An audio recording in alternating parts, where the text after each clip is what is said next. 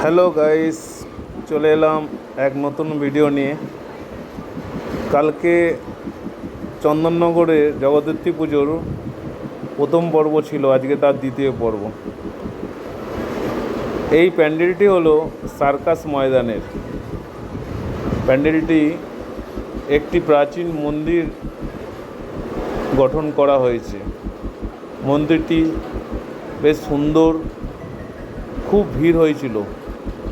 আর মন্দিরটি পুরোটাই ভগবানের ছোঁয়া দেওয়া হয়েছে। যেমন নারায়ণ ছিল, যেরকম শিব ঠাকুর ছিল, যেরকম মা কালী ছিল এবং মা জগদ্ধাত্রী ছিল। এই প্যান্ডেলটি সার্কাস মাঠে হয়।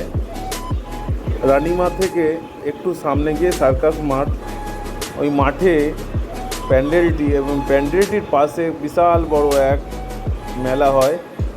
যেই মেলাতে নানা রকম রাইড আছে এবং খাবার জিনিস, প্রচুর ভিড় হয়, খুব ভালো এটা হয়। এখানে কৃত্রিমভাবে ঝর্ণার জল করা হয়েছিল, দারুণ সুন্দর। এবং এখানে একটি যে পুকুর মতন করা হয়েছে তার মধ্যে মাছও ছেড়েছিল, খুব সুন্দর থিম হয়েছিল। এবং সত্যি কথা বলতে যতগুলো চন্দননগরে প্যান্ডেল দেখেছি তার মধ্যে এর মধ্যে সবথেকে বেশি ভিড় হয়েছিল এই সার্কাস ময়দানে। তারপরে চলে এলাম পরের থিম, খুব সুন্দর থিম দেখানো হয়েছে একটা স্টেশনে। মানে সবাই আগে পেপার দেওয়া হতো, পেপার পড়তো মানুষ, তো মানুষ পেপার দিয়ে মানুষ করা হয়েছে। এখানে দেখা হয়েছে লিচুতলা বলে স্টেশন দেখানো হয়েছে। এটা লিচুতলার একটা খবর পড়ছে এক মানুষ, এটা দেখানো হয়েছে। তো পেপার যে আমাদের আস্তে আস্তে পেপার থেকে আমরা সরে যাচ্ছি, সেই নিয়ে এই থিমটি ছিল। তারপরে এখানে দেখানো হচ্ছে কিছু সাইকেল ওপরে আছে, দেখানো হচ্ছে যে নানা রকম মোবাইলের কভার, ফেসবুক, ইনস্টাগ্রাম, তারপর হচ্ছে নানা রকম ইন্টারনেটের বিষয় এখানে তুলে ধরা হয়েছে। পুরোটাই পেপারের ছোঁয়া, পেপার দিয়ে পুরো থিমটাই করা হয়েছে। এবং এখানে চা দোকান দেখানো হয়েছে, যে স্টেশনে যে চা দোকান থাকে কৃত্রিমভাবে এখানে ধোঁয়াটাকে সৃষ্টি করা হয়েছে, আগুনটাও কৃত্রিম উপায়ে করা হয়েছে।